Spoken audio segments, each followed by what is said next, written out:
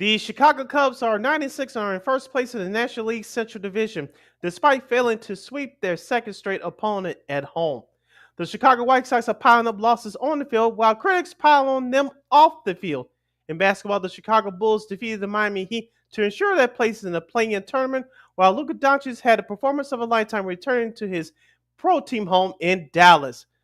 In the Masters tournament, someone decided to take a nature break, and the Chicago Bears have more options than you think with their number 10 pick in next week. Not next week, but in 2 weeks, the NFL draft will commence in Green Bay, Wisconsin. That and a whole lot more is as TNT says goodbye to in the regular season way to inside the NBA. That and a whole lot more is Friday Funk edition of Second City Sports on Sports Zone. Chicago starts right now.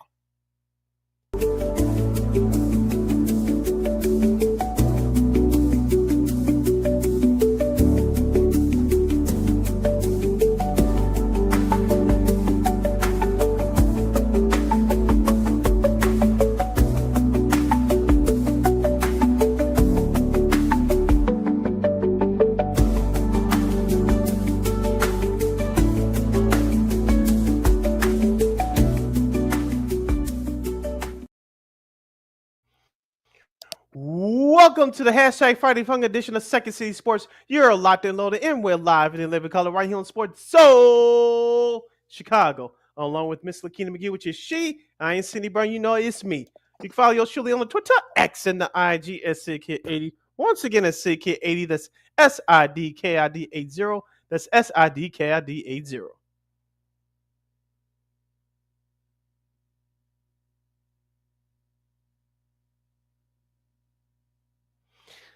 Don't forget you can download that Sports Zone Chicago app wherever you get your apps. Please follow Sports Zone Chicago on all social media platforms, so Facebook, X, Instagram, and YouTube.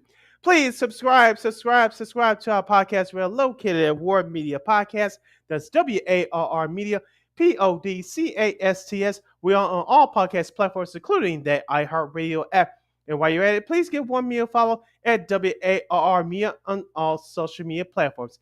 And thank you very much in advance for your support. Please like, comment, share, and subscribe, and share along with your friends. And before we get started, if you have any questions or comments during any of our topics of today's show in this 2-hour extravaganza we call a Sports Talk Radio Show, you can definitely hit us up at Sports Zone Chicago's Facebook page or Sports Zone Chicago on YouTube. Type in those questions or comments to the comment section. LaKeena will get the up on the screen for you. But you decide to troll, indoor, or do something silly, dumb, or stupid, I've given LaKeena full powers to give you fools the Bill and Beer boot. But before we begin, shout out to the replay gang that's catching us on the replay right now on our Sports Zone Chicago's YouTube and Facebook pages. And shout out to the live gang that's checking us out right now, live in living color, also on our YouTube and Facebook pages. And don't you ever forget our motto, whether we're talking about sports, music, or entertainment, we will always provide. And we will be providing you with the best Chicago and national sports talk that we have to offer right here on Second City Sports on Sports Zone Chicago. We'll get into the Cubs, the White Sox, the Chicago Bulls, the Bears, less than 2 weeks away from the NFL draft. And we'll get into Luka Doncic's return to Dallas as the Lakers beat the Mavericks the other night. And we'll get into some Masters talk later on. But first, we'll start out with the Chicago Cubs. They are 9-6 in first place in the National League Central Division, as I mentioned at the top of the show. They defeated the Texas Rangers 2 out of 3 games at Wrigley Field this week. They lost the series finale on Wednesday. Shota Imanaga in his second turn in the starting rotation. He got shelled. The offense didn't show up for Chicago. The Texas Rangers offense did.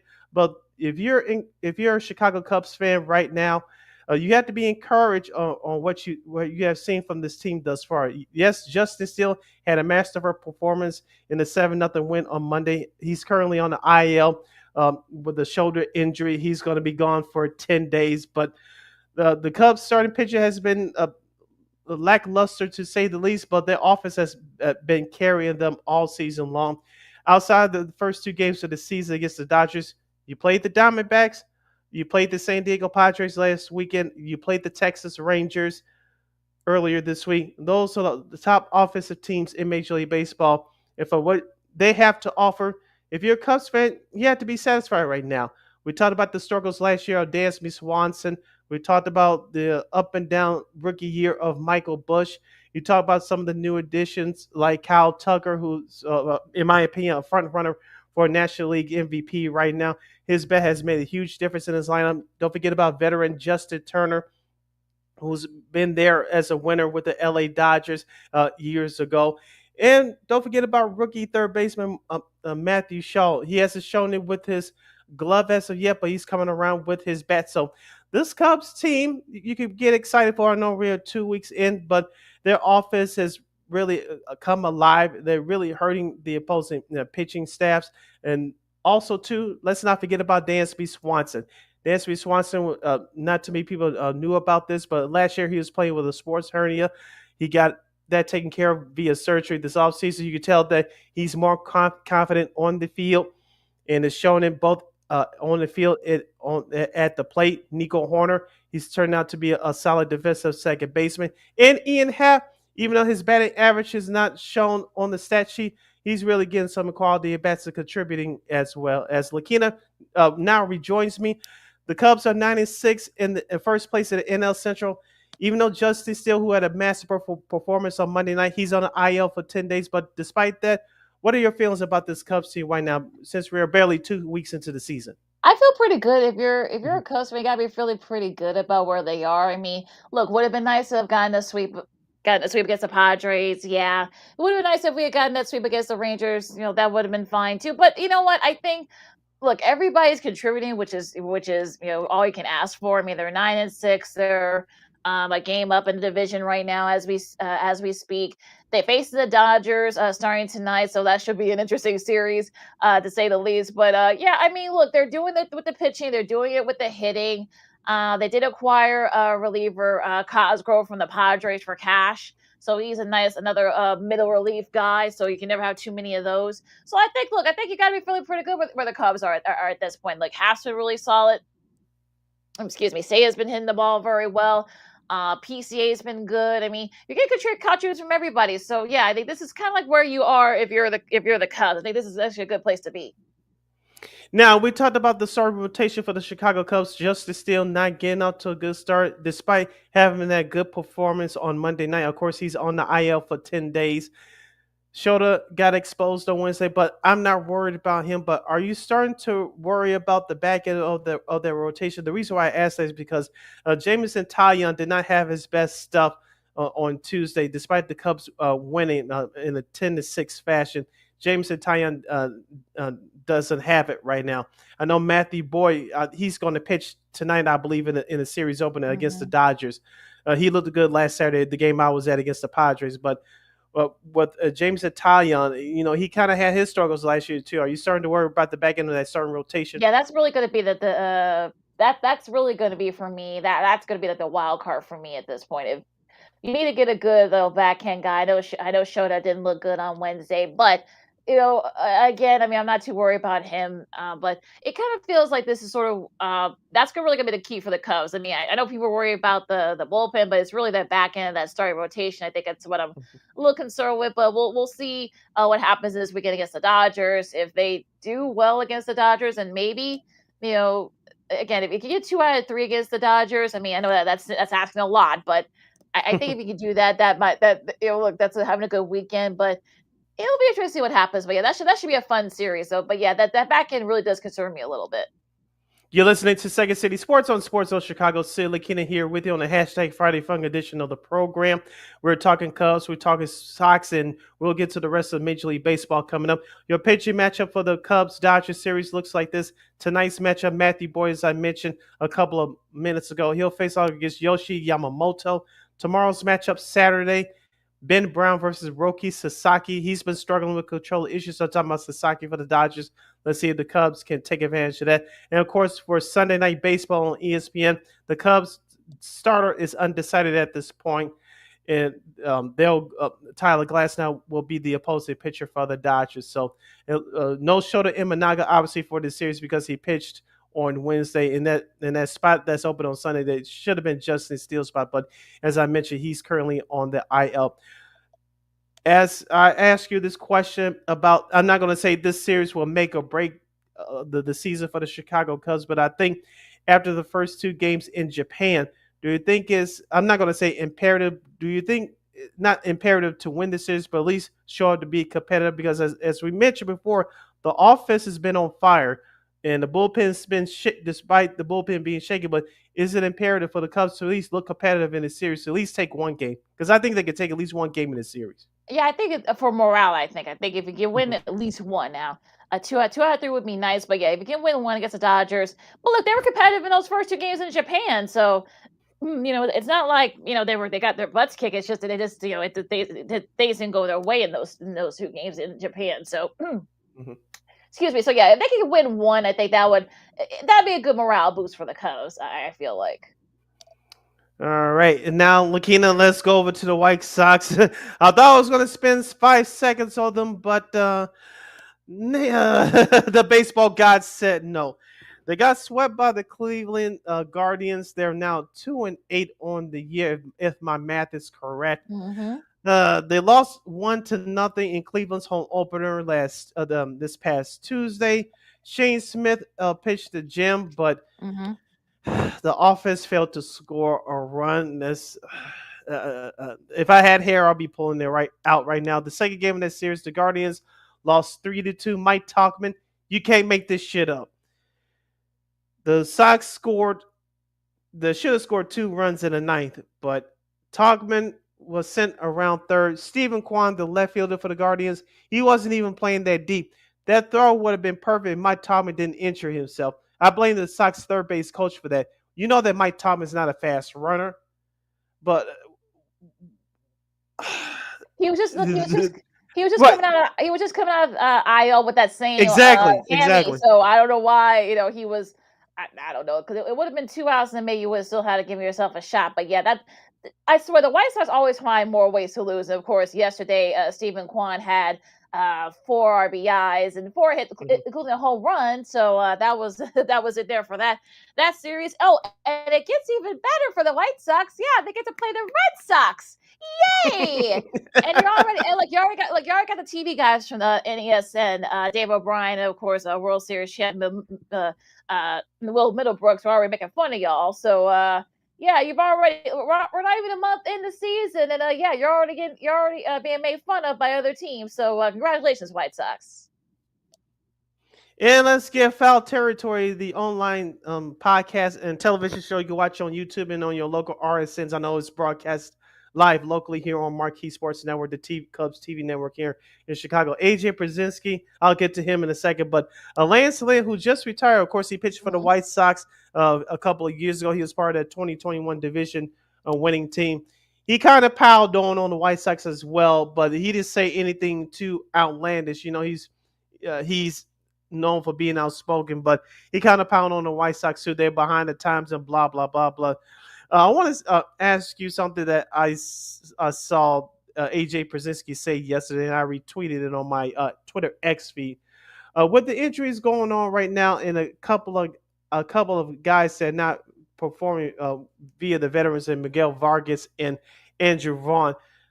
AJ Przinsky suggested that Kyle Taylor, who had a great spring training, by the way, he was part of that Garrett Crochet trade in the offseason. He's supposed to be the Mm-hmm. future catcher of the White Sox. Do you bring him up now? AJ Brzezinski says yes. You have nothing to lose. Uh, he's been playing very well down there in Charlotte, and Mm-hmm. I know you want to throw him to the fire against a really good Red Sox squad. Do you want to do that? But yeah, I mean, it's going to be interesting though if he does, if he does get called up, if he does come up either whether it's this weekend or early next weekend. I think the White Sox. I think you just want to get your guys up and see if there's something to look forward to and then to build on. I think that's really kind of the key here. And look, like I said, I'm still look. I still say they'll win 60, but again, I'm not looking Mm-hmm. good with that prediction, especially after that sweep against the Guardians. But I don't know. I mean, like they may have to, I don't call some Montgomery. You're going to call him up too. I mean, it's sort of He's like, striking out a lot, so you don't yeah, have to worry about him for a while. yeah. So I mean, maybe, but I don't know. I mean, it's sort of like what I guess they have nothing to lose, but again, it is just like what I don't know. Like Yeah. what can you do? What can you do at this point for the White Sox? Yeah, we thought that. that we won't see any long losing streaks, but right now we're looking at another long losing streak, and the White Sox didn't lose 10 more games in a row till the month of May. We got that beat by 1 month earlier for this year, so but it's going to come to an end at some point, hopefully sooner rather than later. And speaking of the Red Sox visiting Sox Park this weekend, your pitching matchup looks like this. Tonight's matchup is Sean Newcomb versus Davis Martin, aka Dart. We'll see what he delivers tonight. Tomorrow's matchup, we will have Richard Fitz versus Martin Perez. Perez has been pitching very well for the White Sox in his first couple of starts of the year. Of course, Sunday's matchup, if you've been following social media, the White Sox want you to attend this game, plus his family Sunday. Gary Crochet versus Shane Smith in a good pitching matchup there. So there's your pitching matchups for the Red Sox and White Sox this weekend on the South Side. Let's see if the White Sox can stop this losing streak. Just get one, I guess, is all I can ask for now. We'll take a really quick break, of course. We'll talk about the rest of the MLB. And, not the teams are really, really doing much of anything this week. I think everybody had the little bumps in the road. We'll talk about that. And, of course, we'll do some NBA as well. Luka's return to Dallas. Let's just say he put on a show there, and the Bulls are jockeying for positioning in the play-in spot. With only just a couple of games left, and other teams are starting to jockey position as well. So a lot to figure out especially on the Western Conference playoff side. And Ernie Johnson gives a shout out to the crew of NBA on TNT, to cap off that. Well, the regular season part anyway. LaKeena, McGee, Sidney Brown, Second City Sports on Sports in Chicago. More baseball and b-ball talk coming up right after this. This year, my mom got me the perfect bag for back to school. These colorful binders help me stay organized. These headphones are just what I need for studying. These new sneakers are just what I need for the new year. This jacket is a real must-have. My parents got me the skateboard I wanted. It's pretty cool. These scissors really come in handy in art class. These colored pencils, too. These new socks, they can be a real lifesaver.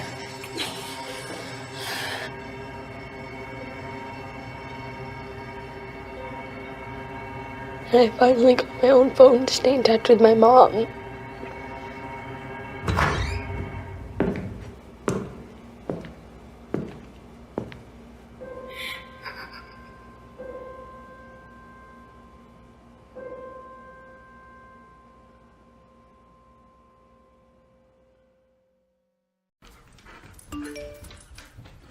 Trisha's having a sleepover tonight. Can I go?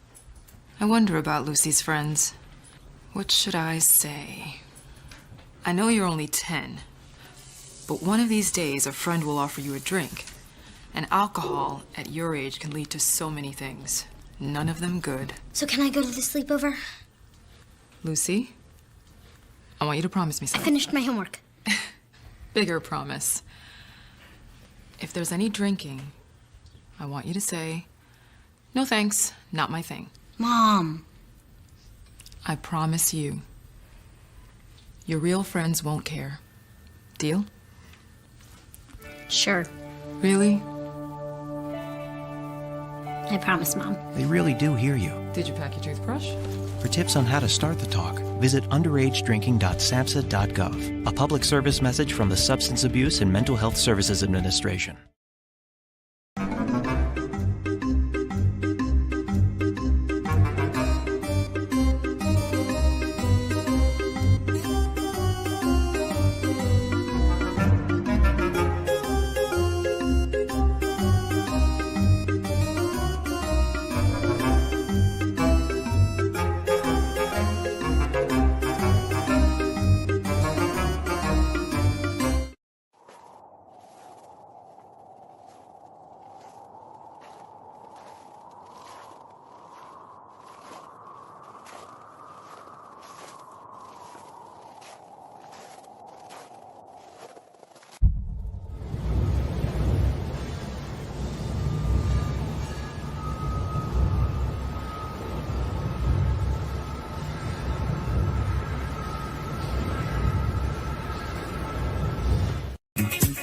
Hey, this is Dr. J, and I listen to Sean and Maya in the morning.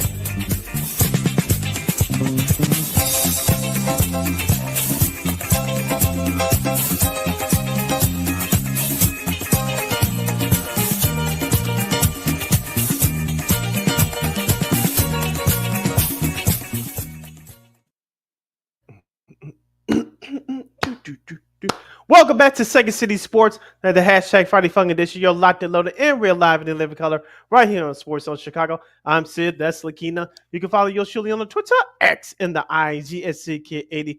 Once again, it's SidKid80, that's SIDKID80. That's SIDKID80. You can follow my Keenan McGee on the Twitter, X, again, IG. If you have any questions or comments for us as we dive into some Bulls and NBA talk, and we'll finish up with baseball very quickly, you can hit us up at Sports Zone Chicago's Facebook page or at Sports Zone Chicago YouTube.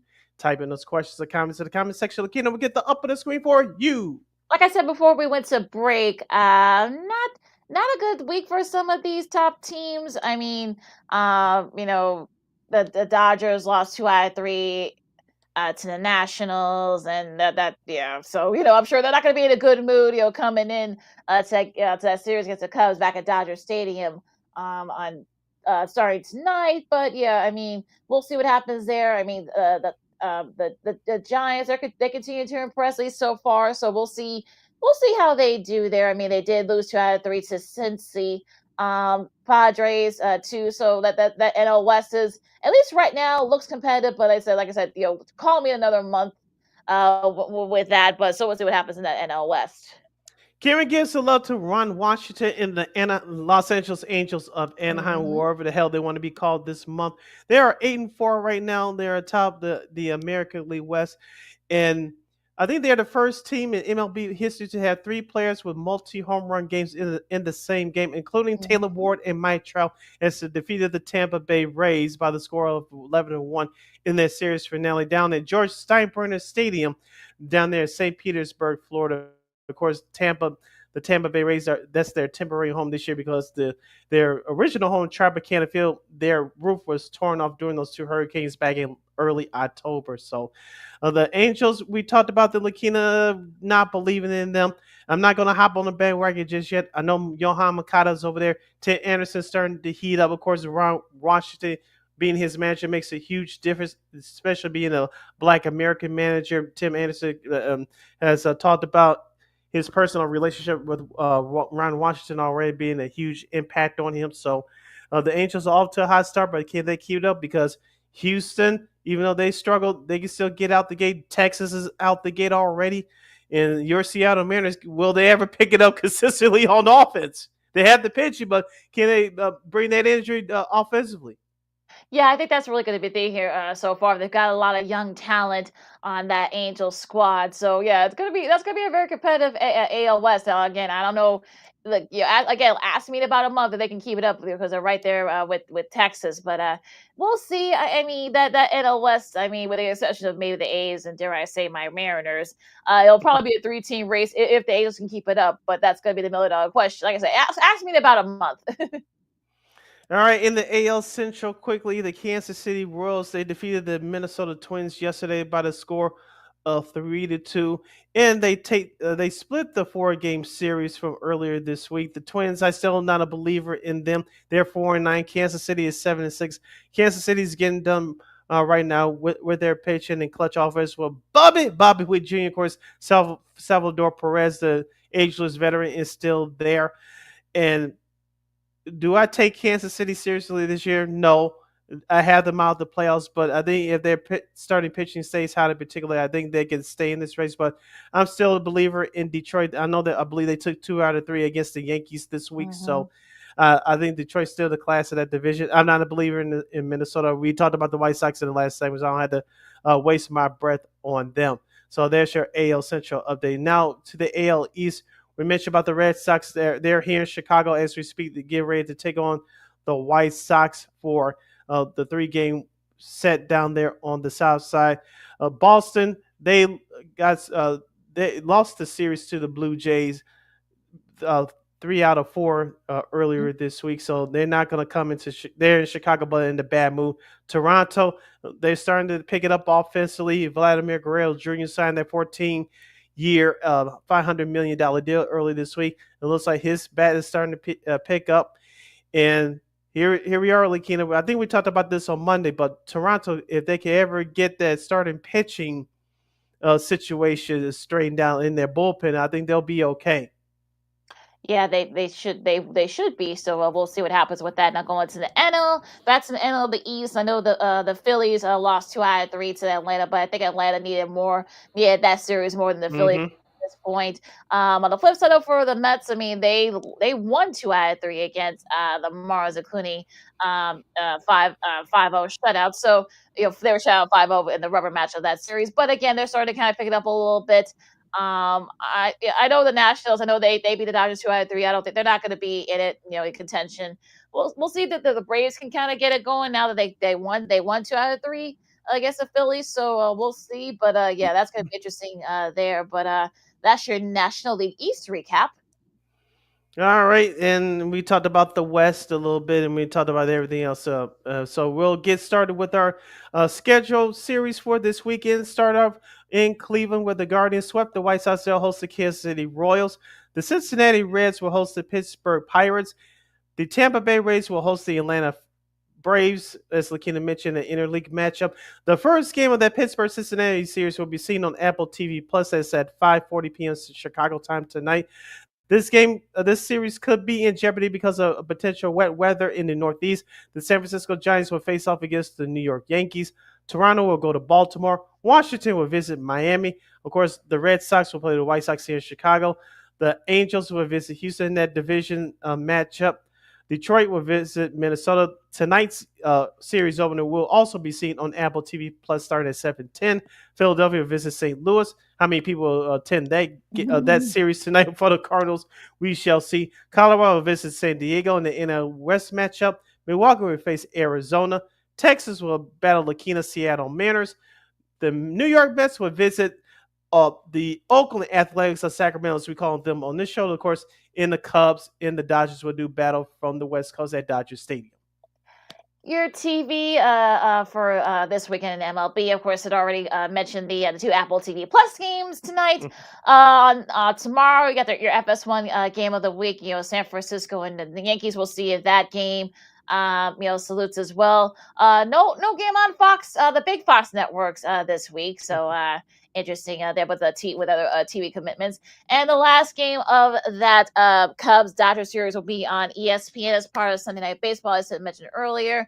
It was supposed to be Justin Steele, of course. He's on IL, so we don't know what the starter is, but they'll face Tyler Glass now. So hopefully the Cubs can get at least one of these games in Los Angeles. And that is scheduled for this weekend in MLB. You're listening to Second City Sports on Sports Zone Chicago. LaKeena here with you on the hashtag Friday Fun edition of the program. Let's transition over to the NBA. We'll get to Luka and everything else and Mike Malone in just a moment. But after losing to the Cleveland Cavaliers by 18 on Tuesday on the road, LaKeena, where some of your starters wanted to play, but head coach Billy Donovan and Bulls management said no in the ugly ass mess. They rebounded the next night in the home win over the Miami Heat by the score of 119-111.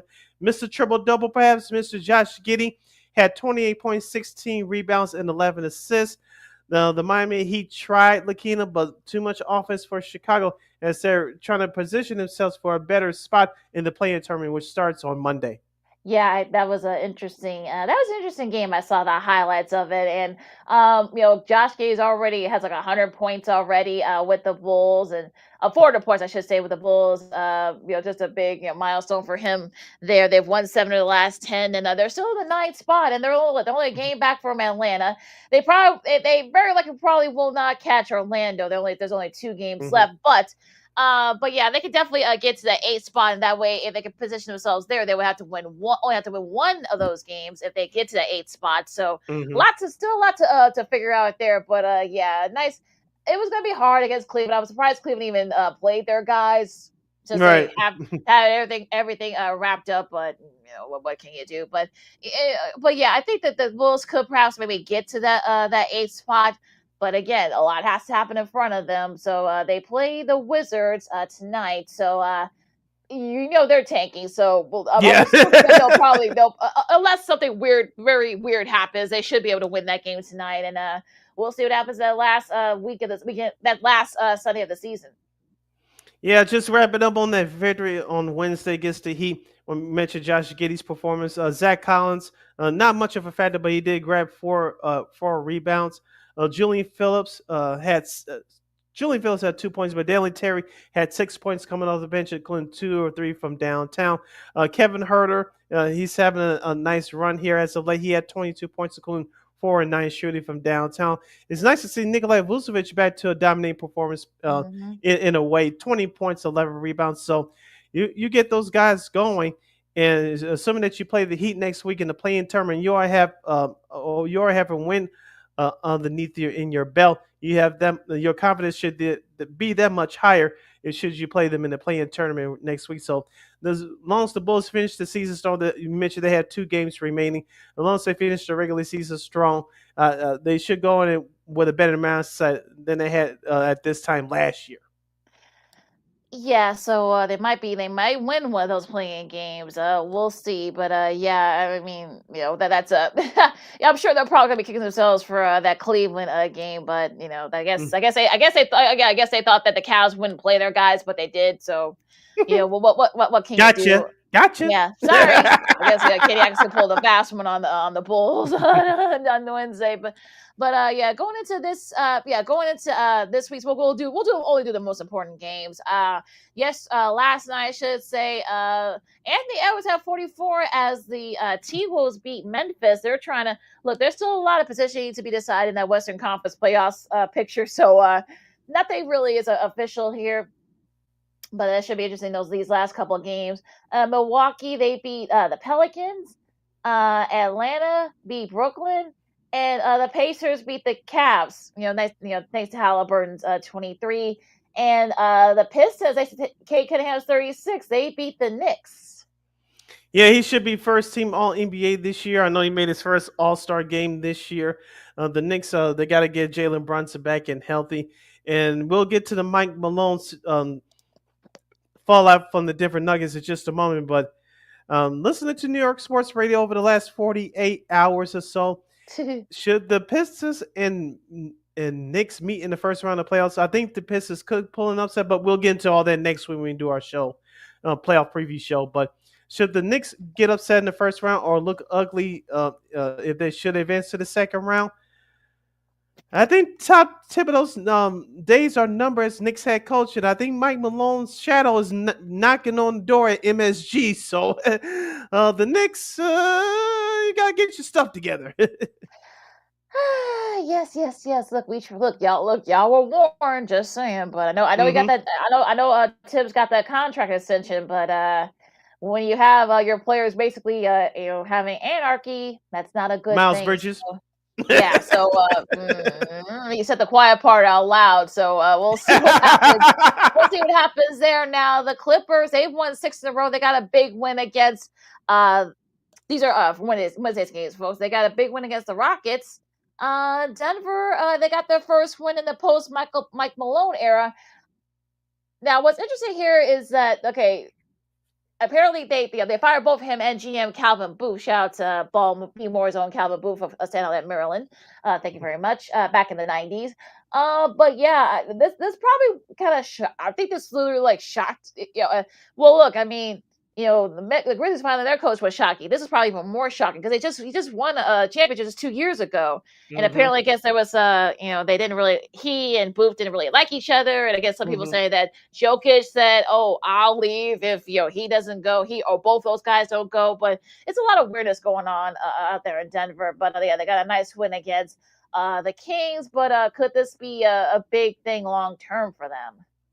It depends on who's their next head coach. I think I'm not going to sit here and say this year, so watch for Denver, but it probably is because of what happened on Monday. I found the news to be shocking as well, but when you dig into the tea leaves and other stuff underneath the story, those two weren't talking for months. I'm talking about Calvin Booth and Mike Malone. Of course, the roster construction for this Nuggets team has been suspect over the last couple of years. Ever since they won the championship, first to go was Bruce Brown. Remember, he was very important to that team. 2 years ago. And of course, last year, Katavious Caldwell-Pope. I know he's not having the world's greatest season with the Orlando Magic, but he was also an integral part of that team. You let him go after last year, combining with the fact that you lost in the second round in last year's playoffs to the Minnesota Timberwolves, with Jokic the only one that was consistent, with Jamal Murray and Michael Porter Jr. on the flip side not being shut down.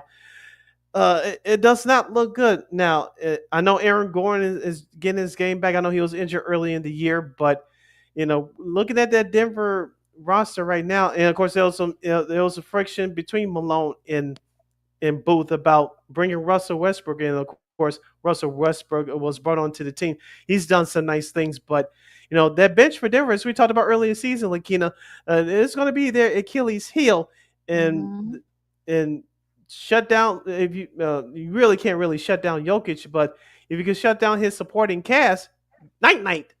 We saw that last year in the playoffs against Minnesota. We could very well see that again. I know I said this during our All-Star break show back in February. A different OKC Western Conference Final sounds nice to me, but after given what just happened early this week, I don't know if that's going to be possible. Probably not. So yeah, that's gonna be interesting to see what happens down there in the Mile High City. So yeah, a lot of tea being spilled. So we'll see what happens there. Now continuing with Wednesday's games, the Thunder beat Phoenix. They're done. The Spurs with a mild upset over Golden State. The Lakers, of course, 45 from Luka's first return to trip to Dallas. I actually saw this game. I know you did too, Sid. And they, shout out to the Mavs organization for posting a nice video tribute. You saw Luka breaking down in tears. And just for the record, that was not his choice to leave, folks. Just saying. But he came out with 45 points. Look, even LeBron had to kind of like just sit back and watch the show. So.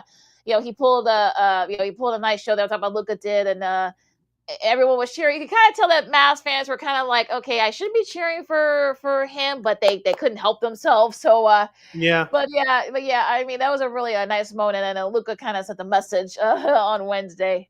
He was feeling all different kinds of emotions heading to that arena the other night.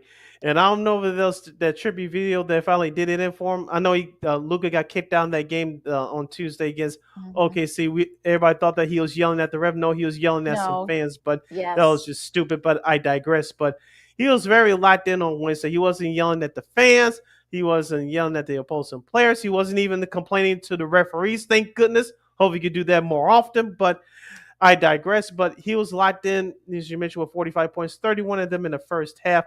He was shooting it from three. He was getting the ball to the basket. He was posting up. You saw the Luka Doncic, not going to say of old, but the Luka Doncic that we come to know and love in today's game. And it was a very classic performance. And I know JJ Redick gets his knock of being the head coach of the Lakers. I know he has two veteran assistants next to him with Scotty Brooks and Nick McMillan, but their defensive game plan in that first half against Anthony Davis was tremendous. Anthony Davis only had 4 points in that first half. They were able to kind of shut him down for the most part. He got it going in the second half, but it was too little, too late for the Mavs. The Magic beat Boston. They sent a lot of their guys, so I'm talking about Boston did. To go into Tuesday's game, Clippers beat San Antonio. Golden State beat the Suns. Of course, OKC has got their lick back against the Lakers. That's SGA's words, not mine. He had 42 points there. He wanted to. But again, Luka got tossed, so that's kind of moot there. But the Milwaukee came back. They were down 24 with about 10 minutes left in the fourth quarter as they beat Minnesota. And if you're in Minnesota, you're going to be kicking yourself that you lost that game, especially if you didn't get into that the top six. This could be a kind of game that can come back to bite you in the butt. So not a good showing for Minnesota's last 10 minutes. Yeah, we're talking about situational basketball, and Minnesota couldn't do it. And like you said, Milwaukee, they've been there before. They had the players that know what to do in those situations. That's what we saw there. Another fail at a situational basketball is the New York Knicks on Tuesday. They lost to the Celtics 119 and 117 in overtime. Why are you fouling Jason Tatum behind the 3-point line? Why? I know Tibbs was losing it if he was colorful afterwards after that happened. I know he was not very happy, and yeah, especially since he actually does well from 3-point range. So the fact that Exactly. they were able, yeah, the fact that for the free throw line especially. So yeah, why would you do that? But whatever. But but yeah, but a nice win. But a nice win for them, and I'm not them obviously, but yeah, again, it's just yeah. Boston and with they'll stick out with a win, but the Knicks are probably could be kicking themselves for that one. Yeah, the other winners from Tuesday were Orlando over Atlanta, Pacers over the Wizards, of course, the Cavs over the Bulls, and the Grizzlies over the Hornets by 24. John Morant doing something stupid once again. I'll leave it at that. You can find it for your day. Oh, that young man needs his butt whooped. I don't advocate violence on the show, but some folks need a reality check. I'll leave it at that. All right. On Monday, of course, real quick. Of course, the two games. Miami beat Philadelphia, and Detroit. Sacramento cemented their play-in spot. They beat Detroit, and Zach had 43 points. It's definitely not a career high, but his highest point total since joining the Kings. So that could be a nice little confidence booster for them. But yeah, that was your scores for this past week in the NBA. All right, this is the last weekend of the regular season for the NBA. No games tomorrow, Saturday. So a full schedule for tonight, Friday, and a full schedule for Sunday. Here it goes for Friday tonight. This will be part of the NBA TV doubleheader. The Milwaukee Bucks will face the Detroit Pistons at Motown. Orlando will visit Indiana. Atlanta will visit Philadelphia. Charlotte will visit Boston. The New York Knicks will host the Cleveland Cavaliers. I don't know if Cleveland will be sitting anybody, but we'll see about that. Of course, LaKeena mentioned early in the segment, the Wizards will travel here. They're here in Chicago right now. They'll take on the Bulls at the UC tonight. You can watch the game locally if you can on CHSN. I know LaKeena says to hell with that antenna. Oh, boy. Miami will visit New Orleans. Toronto will visit Dallas. Minnesota will host Brooklyn. The Grizzlies and the Nuggets will do battle for the Mile High City. Will John Morant do something stupid? Let me leave that alone. OKC will visit Utah. Phoenix will host San Antonio. Portland will host Golden State. The Clippers and the Kings will do battle for Sacramento. In the second game in that NBA TV doubleheader tonight will feature the Los Angeles Lakers versus the Houston Rockets.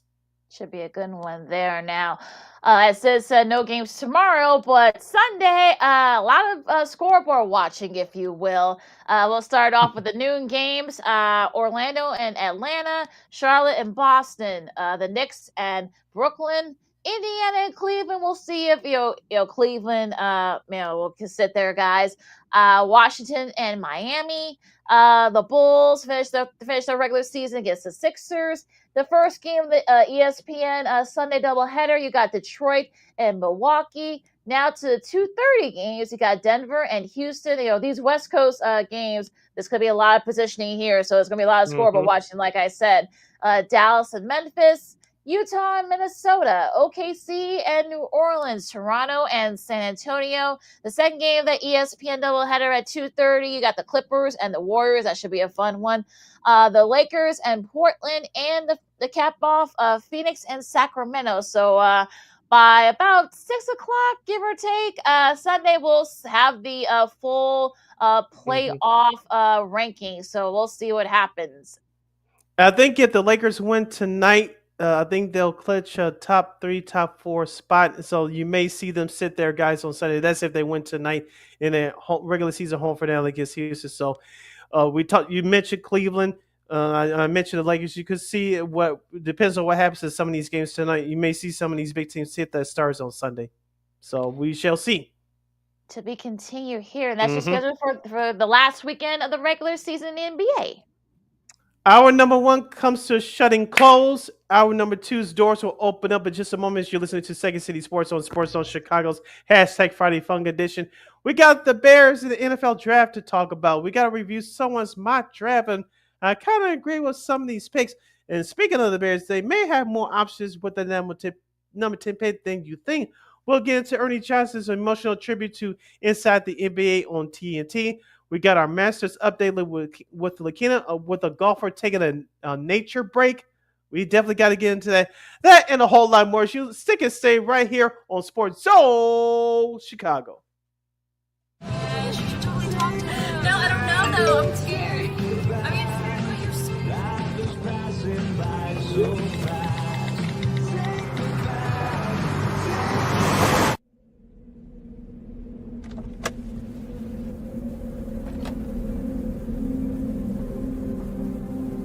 Do you know that you're in my lane? No, not at all. Are you not paying attention? Are you texting? I was just checking in with my mom. I was telling her that I thought we'd be home by 6. It's okay. There's enough time. Just pay attention. I'm not even halfway through my text. There's no way. I'm not even going to look up. My babies are in the car. You have to pay attention. It's just supposed to be a quick text. I'm so sorry.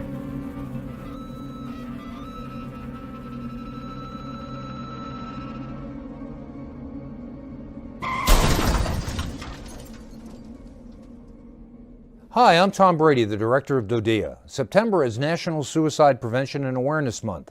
The simple act of reaching out and caring for those in our communities is something we all can do. Just being there for someone you care about can be a tremendous first step in getting them access to confidential resources and support that they need. It only takes one person and one small act and 1 minute to make a difference. Let's make a difference.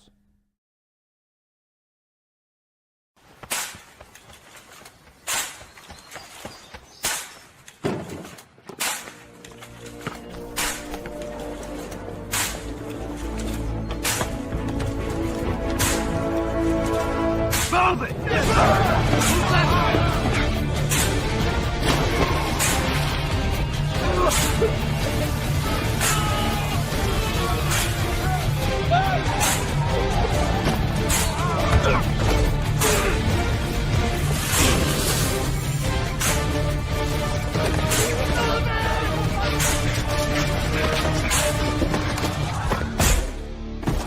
Many will hear the calling. Few will earn the title. United States Marine. The few, the proud, the Marines.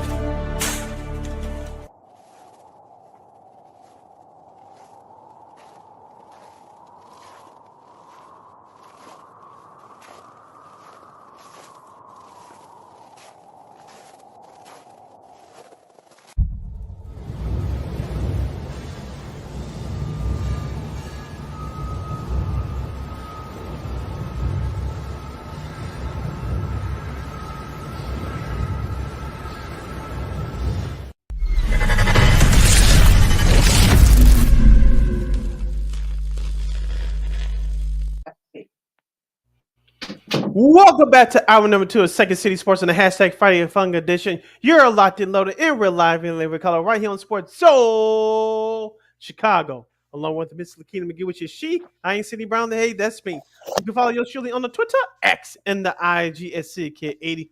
Once again, it's SidKid80. That's SIDKID80. That's SIDKID80. You follow LaKeena McGee on the Twitter, X, again, IG.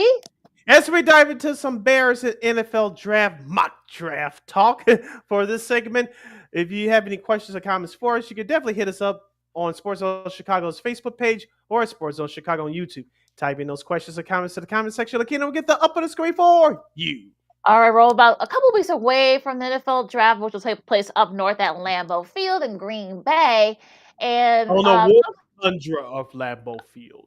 Well, it won't be that. It won't be that frozen. It'll probably be nice 50 by 50s, 60s. Yeah, very seasonal for this time of year up in Green Bay. Now, some of the mock drafts, so there's some of the updates for what I've seen. I know you guys are like a mock drafts. I don't blame you, but they're still kind of fun as you get closer and closer to it. But I've seen some of the mock drafts. I saw one on Get Up today, and they actually had Shedeur Sanders going to Pittsburgh, which I have to say, I think that's probably the best spot for him. He gets to learn under a great head coach. Probably going to be end up in a Hall of Famer, Mike Tomlin. And you got a good old. I mean, the O line. They need to work on the O line. So that's kind of a thing here. But the defense will be enough to keep them engaged. They did it last year. So what do you think? What do you think about that latest mock draft, Sid? Yeah, we'll dive into the other picks in the mock drafts in just a moment, but I think this will make sense for Pittsburgh. Here's why: because they haven't gotten the quarterback right ever since the retirement of Ben Roethlisberger a few years ago. You saw what Justin Fields brought. It wasn't much. Russell Wilson is definitely on his last legs. The New York Giants will find that out this coming year, and you mentioned now they have a new running back with Najee Harris now moving on to Los Angeles with the Chargers. So I think Shador with a coach like Mike Tomlin, he'll get to learn under that system whether they bring in Aaron Rodgers or not. And with the talent that Shador Sanders has, and I think he is a talented quarterback, but he had the same problem as Caleb Williams did during his last year at USC, talking about turning the football over. Yes, his strength is to extend plays, but you're not going to get all that time in the NFL because these defenses are too good, and those skilled players on the defensive lines of some of these teams are too damn good as well. So he has to improve on that. But as long as the Pittsburgh Steelers get a veteran in there, it'll take them a year or two to learn on that system. I think Mike Tomlin will be in that Steelers team would be a perfect fit for him. Now, real quick, I've been listening to some New York sports radio over the last couple of days. I know that Joe Sheehan, the GM of the Giants, of course, Brian Dable, the head coach, both their heads are on the chopping block this year. If they don't get their number 3 pick correct, bring an impact player in there. That of course, if they don't win, both their heads will be on the swivel. But the Giants, excuse me, almost in the same position that the Bears are in. You need everyone, but you don't have enough picks. But it looks like the Giants are not going to select the quarterback with that number 3 pick. They'll probably go with Mason Graham or maybe Will Campbell is an option for them out there.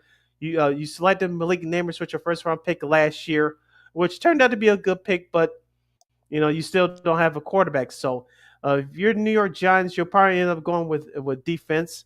Just taking the best player available on the board. I know many New York Giants fans want them to finally pick that franchise quarterback after the failure of Daniel Jones. But with this year not being a great quarterback draft class, I think the Giants had to take the best available player on the board and with the number 3 pick. Because let's be honest here, I think Tennessee's going to go with Cam Ward.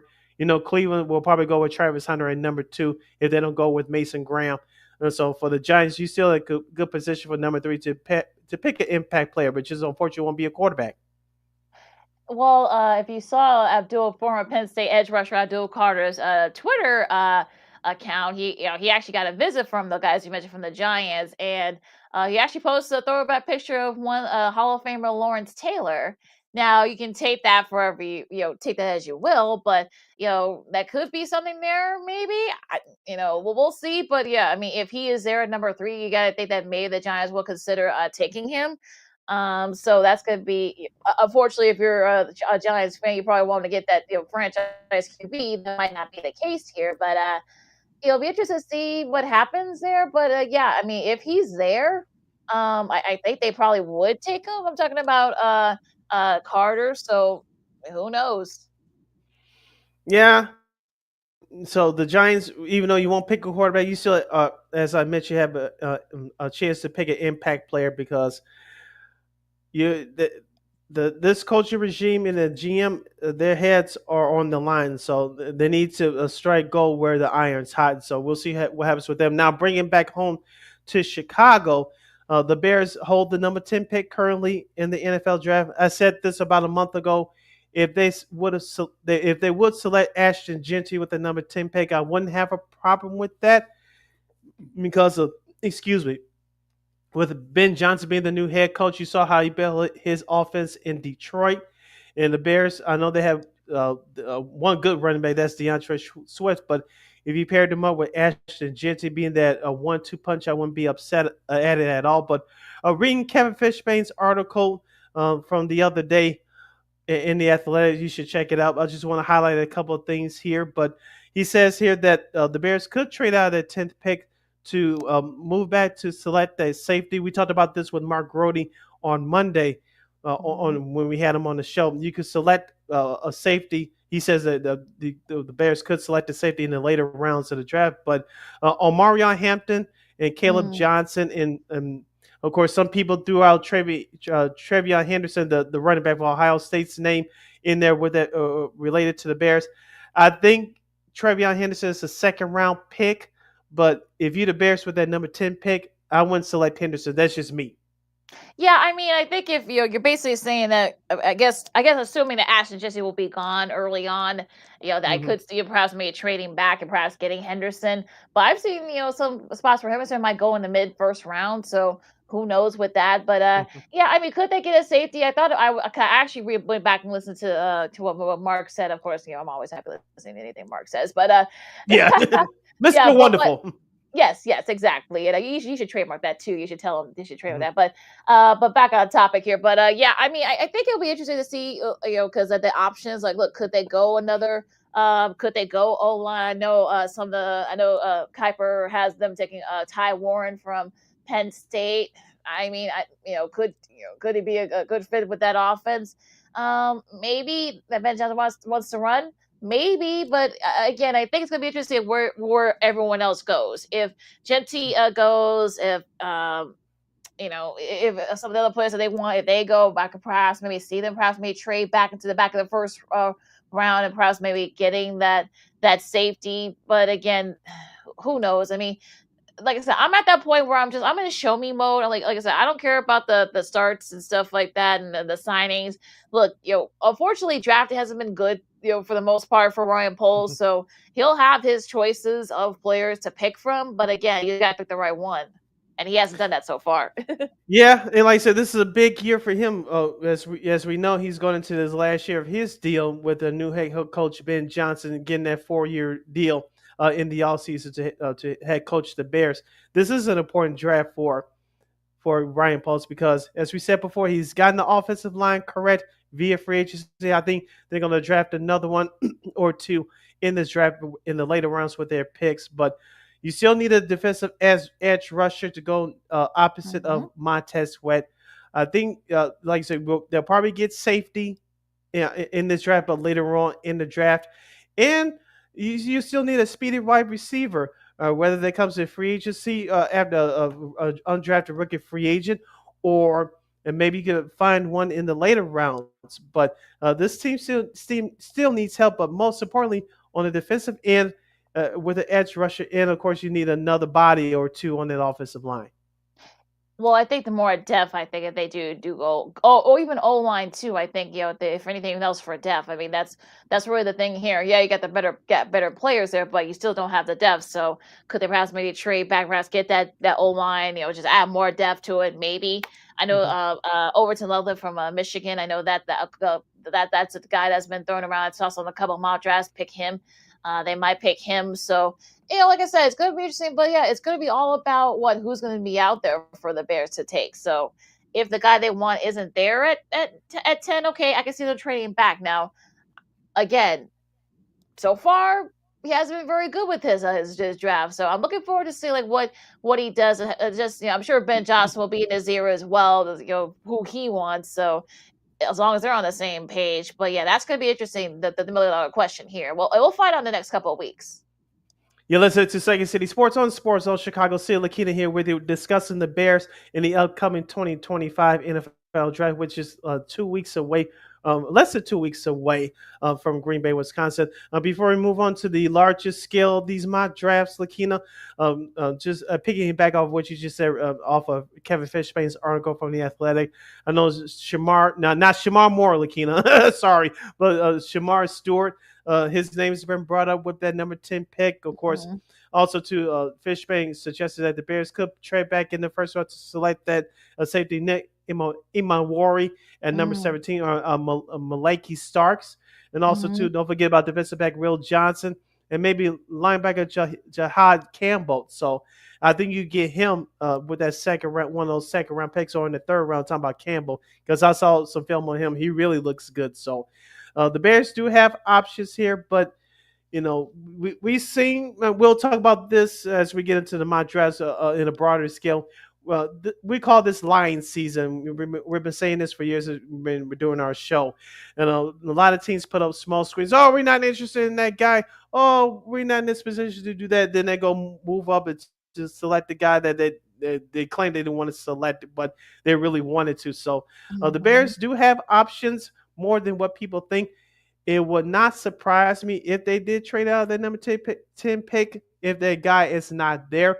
I don't think they'll do it if Asher Genty goes to the Raiders, like most people suggested. So, but Ryan Poles, he's been the king of fleece ever since he's been here. But like you said, LaKeena, he has to get these first and second round picks correctly because they need to be impact players and impact they need to make on this Bears team right now.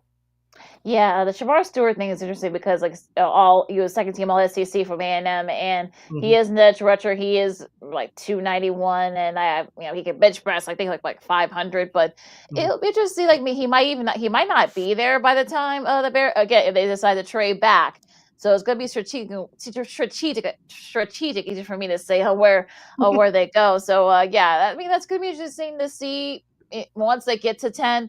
Who will be out there for the Bears if it's not the guy they want, or if it's a guy that they can wait and perhaps they could trade back for.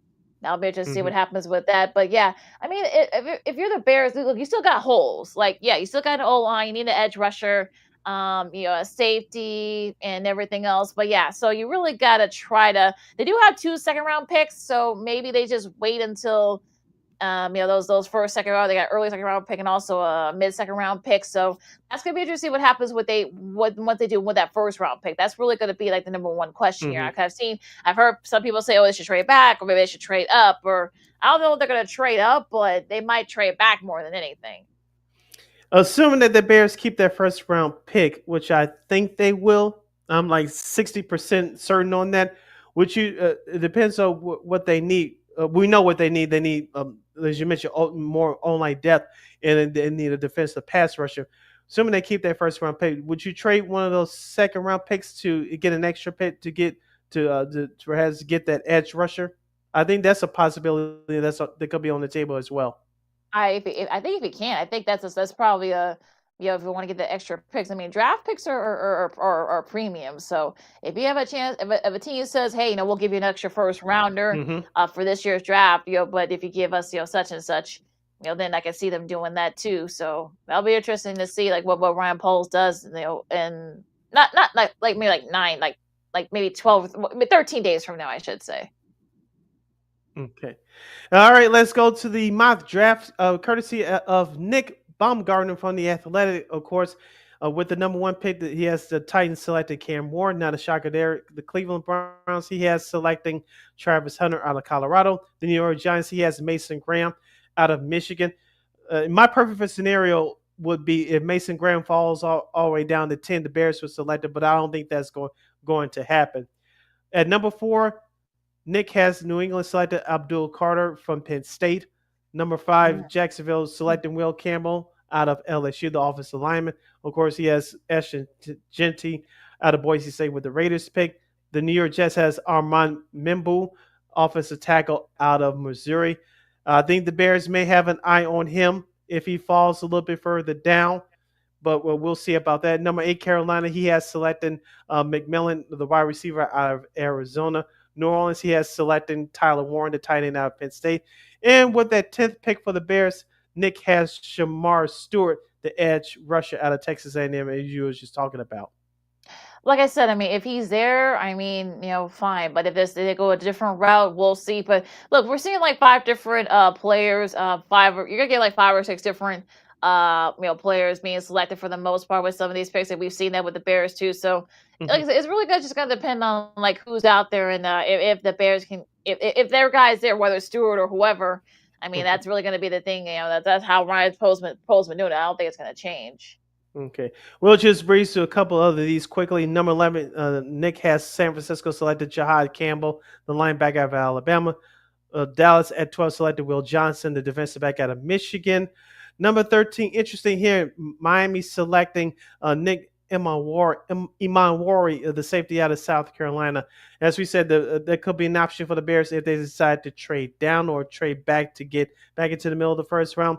But I'm interested here with the Miami Dolphins if they select the safety. Call me crazy, but with even though Tua did finish okay at the end of the regular season for the Dolphins, you're still concerned about his health for Yeah. the rest of his career. You would think that the Miami Dolphins should at least consider of drafting Shador Sanders. Yeah, That's you just would me. think. Yeah, I mean, you would think, right? But I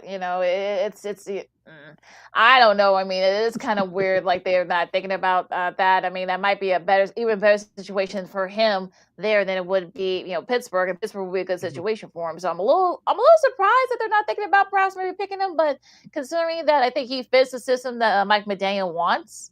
And yeah, I think he's probably on the hot seat. Going to be coming on the hot seat too. I'm sure. Mhm. So that's this coming season. So that's really going to be the thing here. But like I said, I think look, he needs to be. I'm talking about Sanders needs to be a situation where it's going to be where it's best for him. Now Miami, if they if they don't think that he's he would be good enough to come in if Tua gets hurt again. Maybe that's the thinking process of it. I don't know, but yeah, it is a little weird that they're not even entertaining a chance of perhaps maybe taking Sanders. All right, the athletic with Nick Baumgartner, he has at number 14 Indianapolis selecting Colston Loveland, the tight end out of Michigan. With the 15th pick, Atlanta selected Mikael Williams, the edge rusher out of Georgia. He could be a sneaky pick for the Bears if they trade out of that number 10 pick for multiple picks. So keep your eye on Mr. Williams. Number 60, Arizona, he has select Derek Harmon, the defensive tackle out of Oregon. Of course, Seattle, Tyler Booker, the guard out of Alabama. And Tampa Bay, he has selected Jalen Walker, the edge rusher out of Georgia. And and of course, with the 21st pick, he has Pittsburgh selecting Shador Sanders. We talked about that scenario just a few moments ago. Just wrapping up the first round here with some of these picks. Interesting here, number 24, Nick Baumgartner of the Athletic has Minnesota Vikings selected Gray Zabel, the guard and center out of North Dakota State. I know he was getting a lot of love early, especially locally here in Chicago as an option for the Bears, but that wouldn't be too bad for Minnesota, especially so assuming that J.J. McCarthy will be healthy and ready to go for this upcoming 2025 season. Yeah, you need to beef up. They need to beef up that old line. So Mhm. he's a good player to do that. So yeah, that would be a nice pick for Minnesota should they do that. Okay, a couple of late first round picks here according to the Athletics mock draft. Detroit will select Kelvin Banks, junior offensive tackle of Texas, at number 28. And number 29, I kind of like this pick from Washington. Matthew Golden, the wide receiver out of Texas. Don't forget, they still have Terry McLaurin. They traded for Debo Samuel earlier this offseason. There could be a nice trio with Golden, Samuel, and Terry McLaurin. That could be a nice tandem over there in Washington. This would cap up a pretty good, not good, but great offseason for the Commanders should they get if that's who they want and if they get him. So yeah, I think look, I mean, give Jaden Daniels more guys to throw to. So hey, that might be might not be a bad idea to pick him. So yeah, that would be a nice pickup for them. Yeah, wrapping up the first round mock draft according to the Athletic.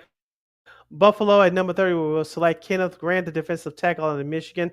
I don't think that'll be a bad pick. Also, they need safety and defensive back help, i.e., watch the replay of last year's AFC Championship game. You know what I'm talking about.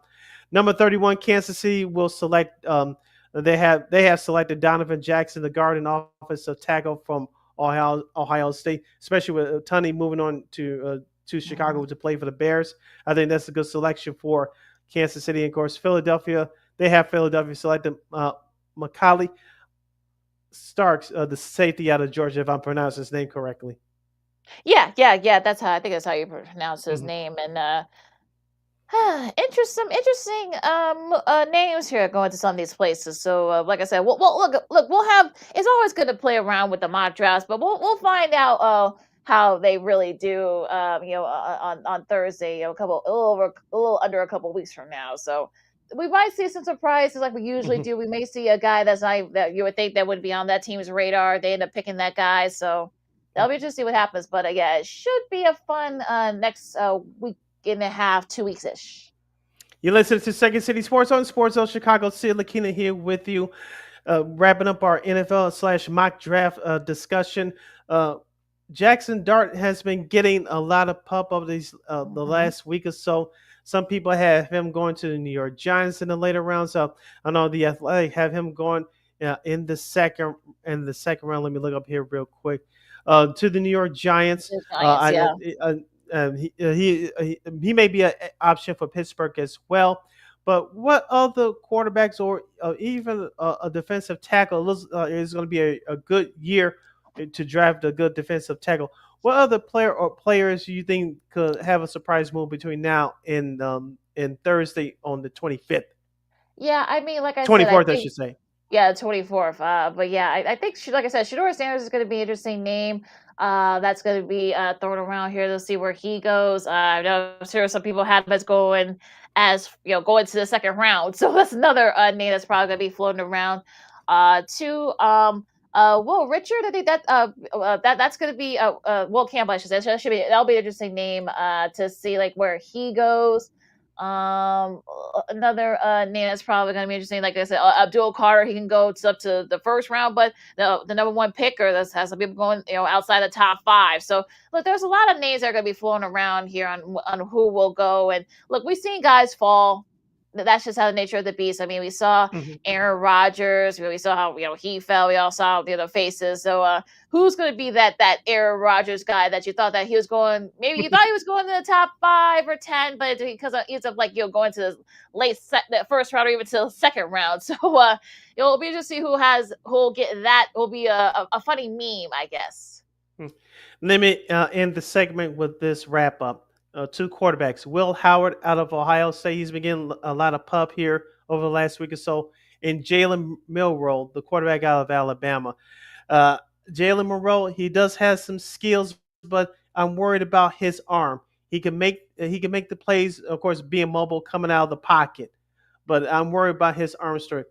Will Howard has the arm strength, but from the limited action that I've seen of him this last season, he doesn't have the mobility like a Jalen Milroe. But Jalen Milroe, I think he can eventually be a good quarterback, but he needs, in my opinion, he needs to be in a system where he can learn under a veteran for a couple years and he can come to his own. I think Will Howard, it depends on which team he goes to. I think he can, not going to say play right away, but I think he's more polished in terms of arm strength than Jalen Milroe. I said it before when Milroe said he wanted to go. He should have stayed at Alabama. Because, so that's how I feel. That's how I feel about that now. Will Howard, he could be a steal for somebody. I think if someone could act definitely in the QB room, he could be somebody that could probably he's a winner. Of course, he's fresh off a national championship at Ohio State. He could probably be a nice pickup for somebody. Like I said, I think he'll go in the second or third, early second round. I think. I don't think he's going to go into. I know I've seen some mock drafts have him going into the late first round. I think he's going to be a second round guy. I think. All right, so we'll watch out for those names in the NFL draft, which is we talked about before. It'll commence in Green Bay, Wisconsin, less than 2 weeks. That's 13 days from now. And we'll talk about it some more leading up to the draft right here on Second City Sports on Sports Zone Chicago. All right, we'll have a Masters update, of course, and also a golfer peeing. That's not good, LaKeena. You let nature take its course. Oh boy, how nasty! I'll do my own connection with this coming up after the break, but also too, of course, we'll recap the thrilling championship game between Florida as they beat Houston, get their third National Men's Hoops Championship. Of course, sports media news as Ernie Johnson, says goodbye to TNT's NBA coverage, well, the regular season part of the NBA coverage, if you will. Also, we forgot to do this on Monday. So the Basketball Hall of Fame announced their class. We'll tell you why. There's an alumni connection with one of the newest inductees, and all that and so much more coming next. LaKeena, McGee, Sidney Brown, Second City Sports on Sports in Chicago. Our sports potpourri coming up right after this. We gotta get a graphic for that. Yes. Coming up right after this. This year, my mom got me the perfect bag for back to school. These colorful binders help me stay organized. These headphones are just what I need for studying. These new sneakers are just what I need for the new year.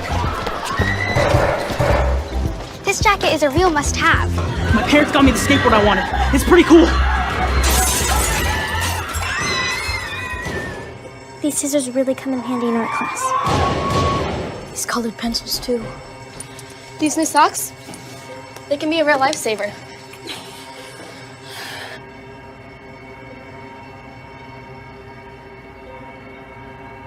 And I finally got my own phone to stay in touch with my mom.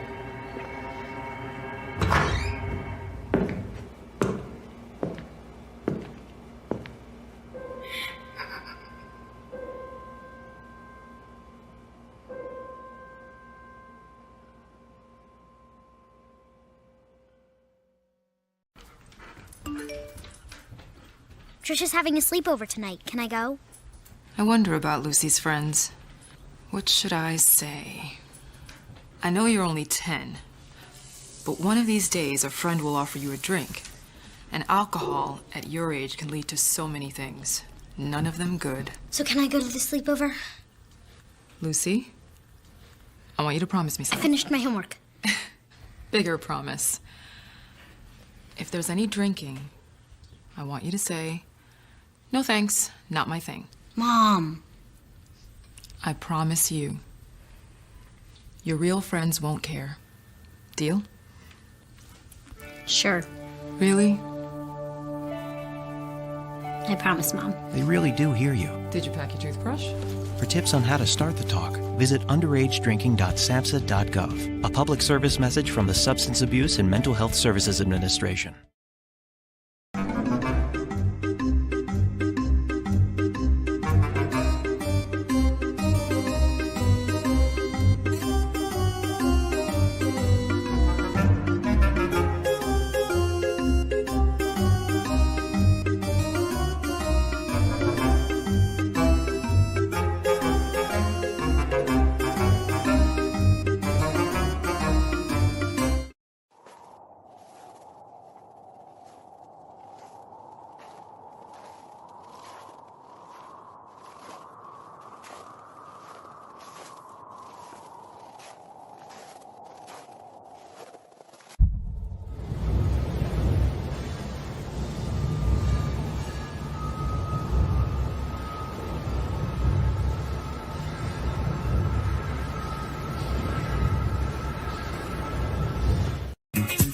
Hey, this is Dr. J, and I listen to Sean and Maya in the morning.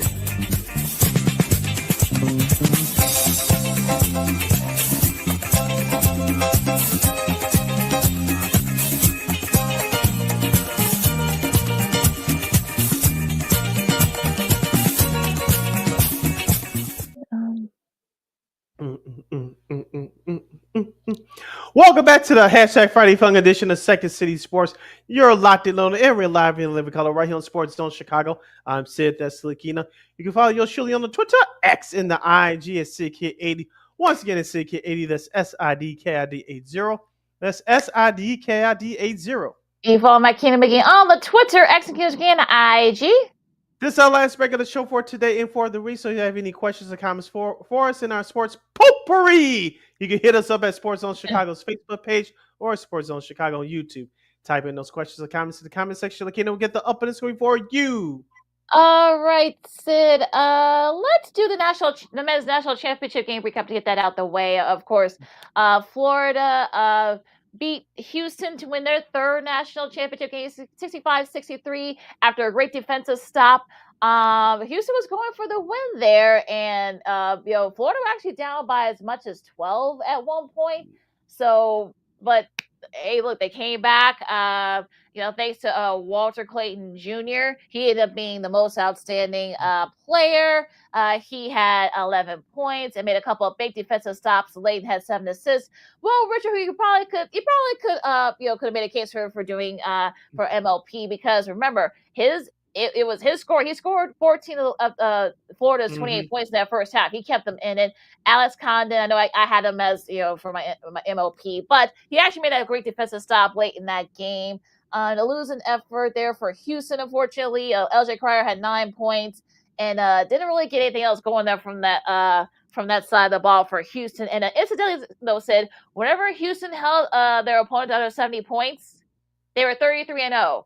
Now 33-1. Yep. So that was just a crazy game, and I still watch that final play just to kind of see like what Houston could have done differently. So, what do you think about that game Monday night? Congrats to the Florida Gators winning the national championship. I've been saying all tournament long that this Florida team is a complete team. They can run down the court with anybody scoring-wise, but they're a very good, sneaky defensive team. You saw that in the last 10, 12 minutes of that game. And you mentioned some of the key players that contributed as well. So take a listen at these statistics. So I can say that 5 times fast. The assists, Houston 5, Florida 14. Total turnovers, Florida 13, Houston 9. Not fast break points. Points in the paint, Florida at a +4, 28-24. That's all you need to know. Well, and the crazy thing about that, and Todd Golden, shout out to him. He's done a great job building that Florida program, in 3 years. Incidentally, though, Sid, I mean, I would put that Florida team in the category with the Noah, the Horford, and the Green, and then those guys, because those guys were, and really Billy Donovan's credit has said this, they were just a bunch of cast-offs and misfits, that team. This team here is different because they built it from the transfer portal. Like, look, Walter Clayton Jr. was at Iota, was not contributing too much at Iota before he transferred to Florida.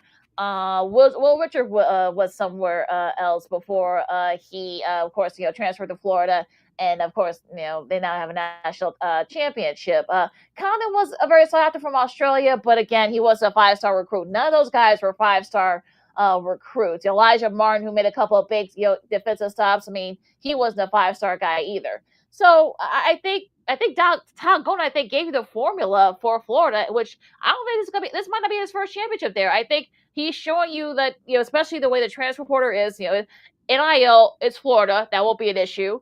And, with everything else, I mean, they could perhaps maybe win multiple championships. If they do, I think that's, in my opinion, I think that's the only way they can get in with that class of Florida from 06 and 07. You got to win multiple championships. It doesn't have to be back-to-back. It'll be nice. But if you win multiple championships, about 2 or 3, then, in my opinion, you put them up there with that 06, 07 Florida class. But until then, like you said, LaKeena, you still have a lot of work to do. Yes, he's one of the few coaches that is taking advantage of this new college, this new system that's going around in college sports right now. So, as we said before, we had Kenny McReynolds, a friend of the show from WCIU here in Chicago, on the program. Your team changes not only year to year, but day to day due to that transfer portal. So, let's be real here. Not all NIL money is created equal. Even though these schools are excited, yeah, we're getting some money, but DePaul's NIL money is very different from the University of Illinois, University of Minnesota, University of Florida, shout out Reverend Sharpton, and some of these other big-time schools. So not all money is created equal. Yeah, exactly. I feel for LJ Cryer, though. I mean, this is the 6th year, came back, just wasn't able to pull it off. Sharp, I'm sure he's going to have nightmares about that. But look, shout out to Clayton Jr. for being right there with him, perhaps getting a piece of that ball, and perhaps, when Houston realized that, Sharp couldn't touch it because, of course, he traveled, that would have been a violation. It would have been a turnover. Once they figured out what was going on, Condon already, gotten the ball, and of course, threw it out there. But yeah, Houston, the 7 Final Four trips, they still haven't won the national championship. I don't know what more Kelvin Sampson could do, but they're going to be favorite. A lot of those guys are coming back. You got the Tugglers, Uzons, those guys will be back. So I know some people already say it's going to be like a revenge tour, if you will, for Houston. We'll see, but Speaking of Emmanuel Sharp, do you put his play in the same class as Chris Webber's no timeout hi. call? Yeah, I saw someone say that. Someone said you said the Fred Brown passed it to Worthy, James Worthy, 43 years ago. No, I wouldn't even go that far. I mean, it was just a good defensive play by Clayton Jr. That's all it was. I mean, to me, I think they should win for the win. I get what they were trying to do, trying to set up Crier. And look, shout out to Will Richard for basically saying no, Crier, you're not gonna shoot that. So make that stop there. But yeah, they should have went for the win there. And you can tell that Kelvin Sampson, I'm sure he's still making that face if you guys saw it at the end of that game. And one more statistic to pass along for them from that national championship game the other night. Free throw percentage, 81% from Florida, 64% from Houston. That's what kept them in. That's what kept them in it. Those free throws shooting. And Yep. also, and one more stat too, 18.5 million viewers saw that game between Florida and Houston. That was actually the highest in 7 years. Yeah, 7 years the year. Yeah, and it was actually about 21 million was at the peak. So people saw that in play. And that's actually the highest since when Virginia beat Texas Tech back in 19. So for everybody that was saying, oh, we want more Cinderellas, we want this and that. Well, you got 4 number 1 seeds. The overall raise for about 20%, like 10, 15, 20% up from last year. People want to, McNeese is nice. Drake's nice.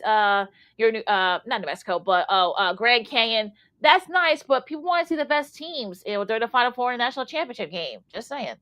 Yeah. You're listening to Second City Sports on Sports Zone Chicago. Sia LaKeena here with you. Before we get to the Ernie Johnson's emotional speech from inside the NBA on TNT last night, LaKeena, I saw this on Jeff Agress's Twitter X feed. He's the sports media critic and / sports deputy editor over there at Chicago Sun-Times. Jerry Reinsdorf met with some very important people yesterday. This was the guy. I'm gonna bring his name up in just a moment, but he met with the guy that had the Yankees and the Comcast striking a deal. We talked about this about a week or two ago. Could the same thing be happening here in Chicago? Having my fingers crossed for those of you that watch it, but unlike you, until I see some actual movement happening, I don't believe it. But reading the headline here from our good friends at Awful Announcing, Jerry Reinsdorf seems to be leveraging his connections in the Trump administration. Like I said, we won't talk about politics on this show, to reach a deal with Comcast. Of course, we all know that Comcast is the major cable satellite provider in the Chicagoland / Northwest Indiana area. They lost 63% of his viewers with the Bulls and the Blackhawks, and of course, with whatever little they have with the Sox so far this season. Of course, as of right now, the CHSN wants their channel on the lowest tier, while Comcast wants that channel at the highest tier. Could we see some movement very soon? I don't know. I would say I'm hopeful, but until I actually see it finalized, I'm not buying this hype. Yeah, I want to go as of right now. No. I'll believe when I see it. I saw that photo earlier, and I'm just like, okay. Well, look, unless you're actually going to see some movement, unless you're going to come to some type of middle ground here, like put it like at the mid tier, perhaps it may have it as an add-on. Folks not going to want to pay a high price, especially the way the prices are going to be, within. So, yeah, good luck with that. I don't know if that's Comcast is doing or Reinsdorf and the Wirtz family and what they're doing, but it's kind of just silly how all that played out. But we'll see. But I don't see it nothing happening. Now, the gentleman's name is Brendan Carr, FCC. He tweeted out from his Twitter X account the other day. And here's his tweet, and I quote, "Appreciated the chance to visit with Chicago White Sox and Chicago Bulls owner Jerry Reinsdorf today. Enjoyed the discussion." You can make that for what you will.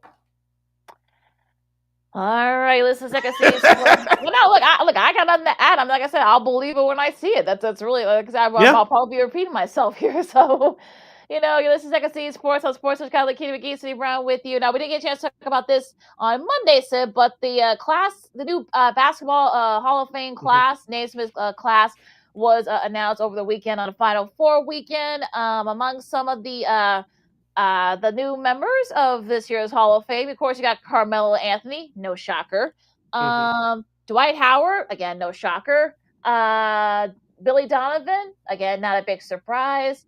On the women's side, you got Sue Bird, Sylvia Fowles, and Maya Moore. Again, no big surprise here. The 2008 men's Olympic Dream Team, if you will, again, not a big shocker. And of course, Eddie Crawford, longtime NBA referee. But he wasn't too bad. But yeah. So basically, my connection here is that you got, remember who was a part of that 2008 squad? Of course, Dwight Howard and Carmelo Anthony. They're going to be inducted twice when they have their ceremony coming up later, early in the fall. And also in the 2008 Olympic Dream Team, if you remember, they were on that team too. But who else is on that team?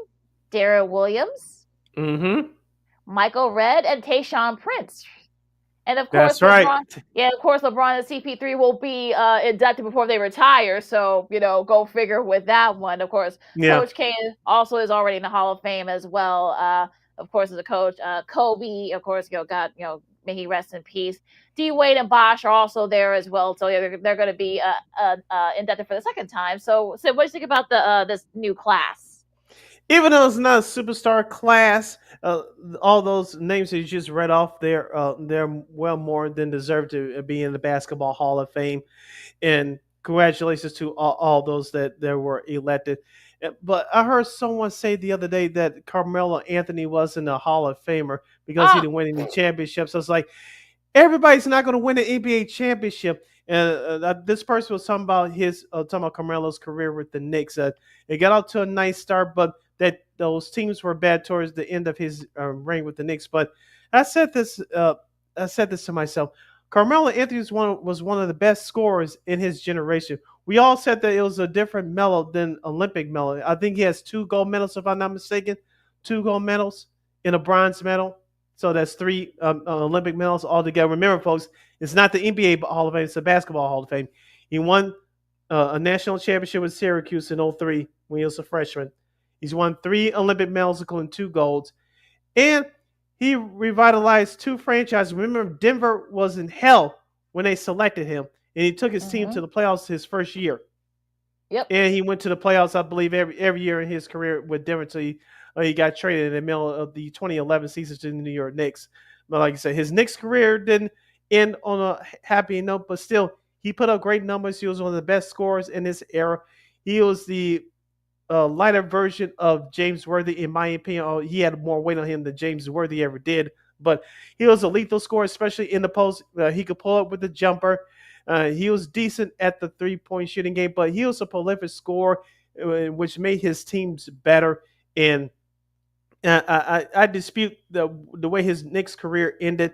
It shouldn't have nothing to do with the way he made the Hall of Fame or not. Thank goodness it didn't. So whoever said that, they don't know what the hell they're talking about. Remember, Carmelo's got 3 gold medals, including that bronze. 3, okay. So he has 4. Yeah, so he has 4 medals in total. But yeah, I tell people all the time, it's the Basketball Hall of Fame. It's not the NBA. It's not this or that. It's the Basketball Hall of Fame. So it's basically everything, your high school, college, what have you. That's why an international career too. Yeah, exactly. So, that's why I say Derrick Rose, he won't get in first ballot once he's eligible, but he will get in eventually.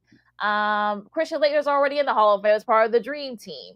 So for me, I think for people to say that, Carmelo, no, look, Carmelo, he was a 10-time All-Star. He was a 6-time All-NBA. He was part of the 75th anniversary team for the NBA. I mean, I think people need to kind of just stop it with that. Miss me with all this silliness and whatnot. And of course, Dwight Howard, of course, won a championship with the Lakers in that bubble championship, as they call it.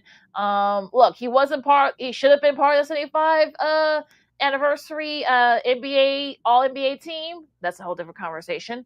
But yeah, he was an 8-time All-NBA. He was a 3-time Defensive Player of the Year. he deserves to be in the Hall of Fame as well. So I think for people to say that, oh well, they didn't win a championship, so it's just silly and such. So yeah, I mean, it's crazy how people always assume that, oh well, it's also, it's not just about your pro accomplishments. No, it's like Sid said, it's your high school, your college, and your international career. If you got if you got multiple gold medals, in Carmelo's case especially. Yeah, here's another pet peeve of mine. We won't get into it too much here, but I know this is especially off the LeBron James Michael Jordan debate from the last decade. But can we stop arguing about the first talking point of an argument? How many championships does he have? Just because you don't have a championship doesn't mean you're not great. Carmelo's was great. Charles Barkley was great. We had other athletes that were great, but not everyone's going to win a championship. Just because you don't have a championship doesn't mean you weren't great. If it was easy winning championships, everybody would have a ring, but it's not set up that way. Patrick Ewing was great. Even though he didn't have a ring, he played in a couple of NBA finals, but he doesn't have a ring. It doesn't mean because he doesn't have a ring, it doesn't mean he's not great. So can we just stop it at the championships and that's it argument? No. It's very annoying. Yeah, it is. And also, I'll shout out to Mickey Ariason, the longtime owner for the Heat. He's also got into the Hall of Fame, in a contributors committee. So shout out to him. So yeah. So across all the new Hall of Famers, the induction ceremony, I believe will take place. And I think they haven't announced the date yet. I don't think they've announced a specific date yet. Oh, September 6th. So I'm sure it's going to be on NBA TV. So make sure you guys mark your calendars for September 6th, the 2005 Basketball Hall of Fame induction ceremony. All right. You're listening to Second City Sports on Sports All Chicago. Sid LaKeena here with you. Speaking of the Basketball Hall of Fame, of course, we know the inside stuff was selected to the Hall of Fame class last year.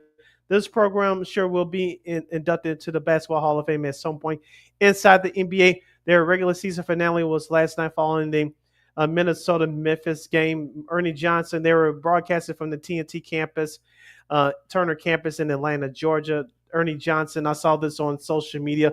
He gave a heartfelt speech to his co-workers and employees there following the game last night. And LaKeena, we talked about it all the time, especially in today's age that we're living in social media. It's not just about knowing the stats and knowing how to bring the basketball conversation, sports conversation to people's homes and ears via podcast, but you got to have a little entertainment as well. And that mix has been a great mix for a long time. I'm talking about Ernie Johnson, Kenny Smith, Charles Barkley, and Shaq. And Ernie Johnson just gave thanks to his co-workers and had a brief synopsis of what Turner has meant to the NBA of all these years. He's been there 36 years out of the 41 years that Turner has covered the NBA. Of course, you remember his late great father being a great sportscaster in Atlanta. He did some great work with those years with the Braves up through they're up and through the early 90s. So Ernie Johnson, he's definitely, we talked about Marv Albert being the voice of the NBA for many years. Dick Stockton was that for CBS in the 80s. Ernie Johnson is the voice in terms of studio work for the NBA. And he gave a heartfelt speech last night, and I was proud of him for doing that. And my heart really went out to him. Of course, the playoffs start next week, and this is going to be the last run for Turner Sports over there. So their pre and post game shows are going to be one for the memory books. I promise you that. And maybe Kenny Smith will do something different instead of going fishing, but we'll see. Of course, that group will transition over to ESPN starting next year. Yeah, I saw that. It was a really, really sweet speech by EJ, and I think, look, again, this is kind of like the nature of the business, if you will. That after 41 years, you move on, and it's going to be interesting to see. Like I said, we know what some of the folks are going to be leaving, for Amazon or NBC. We'll see, or some are going to stay put, and do other sports because they got the French Open coming up in next month. Of course, going to have more basketball on their arsenal and a few other sports as well.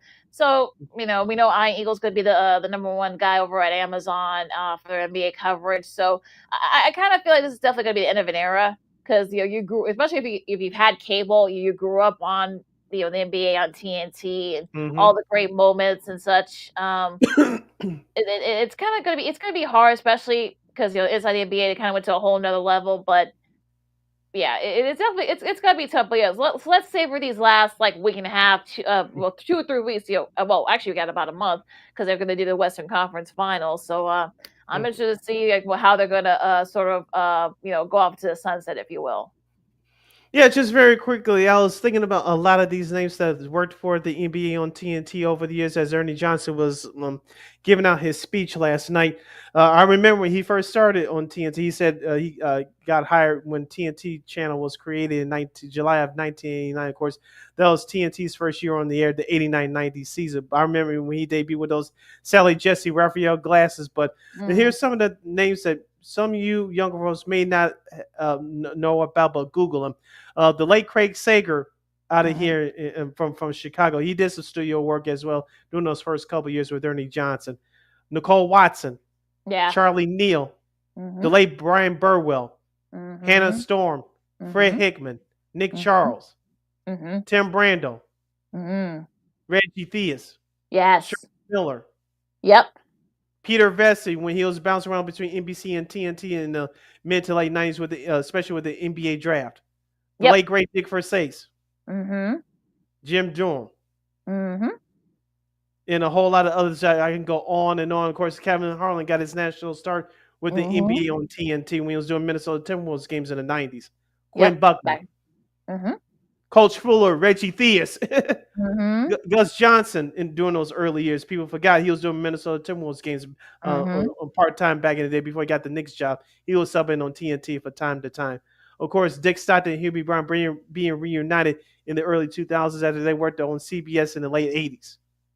So, and of course, I think I mentioned Hannah Storm. So, you had a lot of names come through that door throughout those 41 years that the TNT has covered the NBA. So, I was thinking about them last night, and I'm sure we're going to bring them up again as TNT will close its doors on the NBA after, as you mentioned, this year's Western Conference Final Series.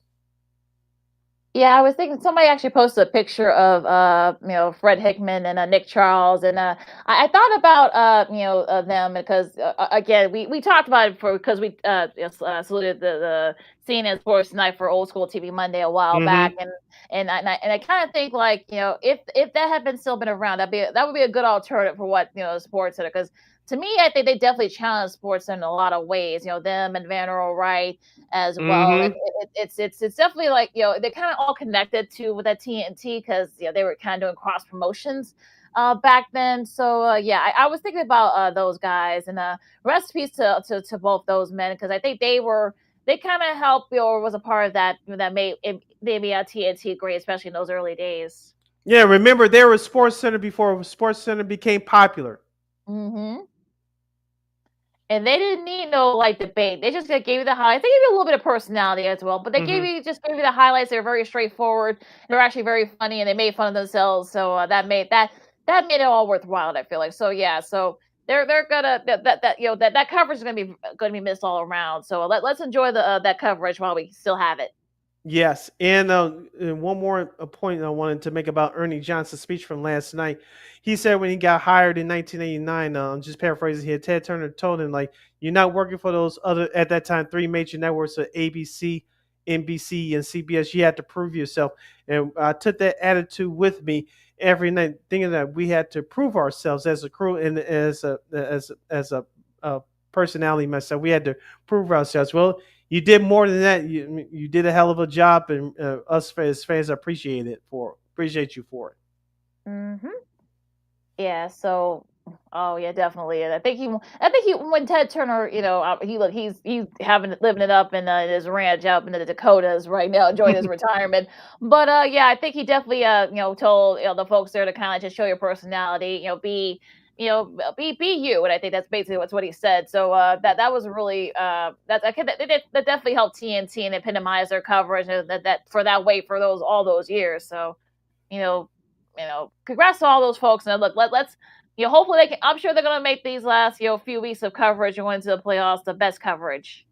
Yep, and of course they announced too that TNT has announced that they'll do a documentary about inside the NBA before they head over to ESPN in the fall for next season. You're listening to Second City Sports on Sports Zone Chicago. Still LaKeena here with you. LaKeena, let's wrap up today's program by you giving us our Masters update, and a golfer decided to let nature take its course.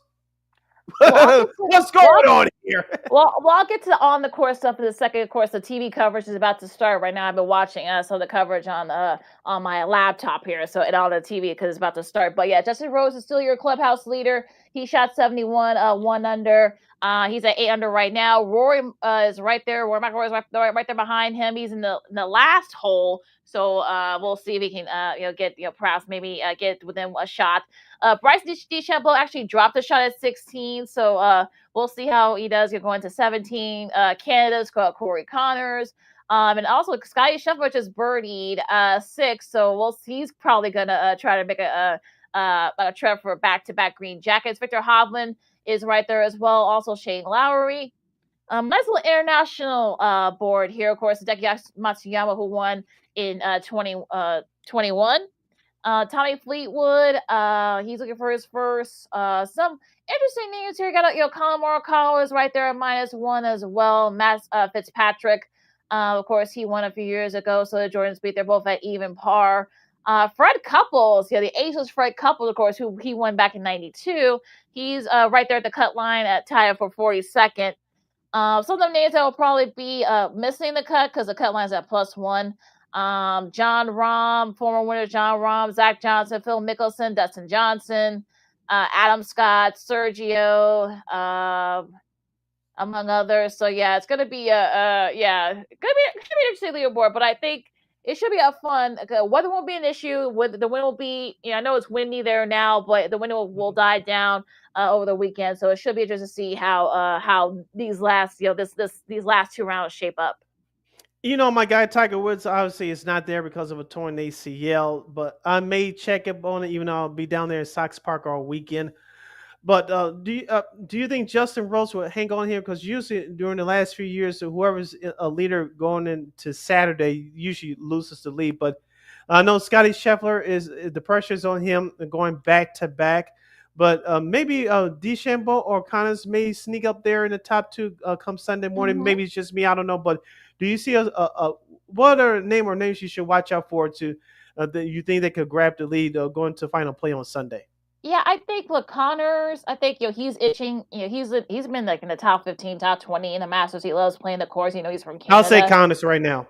Yeah, I think Scheffler too. He might say, "Wait a minute now, I'm still here, folks." I know, he's recovered. He recovered from being cut, for cutting his hand, but he's recovering. Victor Hovland, of course, this will be his first green jacket. Rory, he only needs this to get the complete Grand Slam, so he might have something to say about that too. So it should be, there's no Tiger, but it should be a very interesting weekend coming up at the Masters. And speaking of the Masters, real quick before you get to your story about not Mother Nature, but human nature. Shout out to Baseball Hall of Famer Ken Griffey Jr. He's done some great photography work over the years. He's going to be photographing if that's a word, the Masters tournament. He's down there right now. I saw some of his pictures on social media. He's doing a hell of a job. So the kid was doing a great work, obviously, on the baseball diamond. He's doing great work in the photography world. Yeah, he's actually made a good living off that in the last 5 or 6 years. I don't think people realize that because, of course, remember he said it when he was playing that photography is a big passion of his, and he wanted to pick that up after he does a lot of landscapes and stuff like that. So he actually has a credit. So I'm sure he's going to be around there, especially if it gets down to like the last hole or if it goes to a playoff.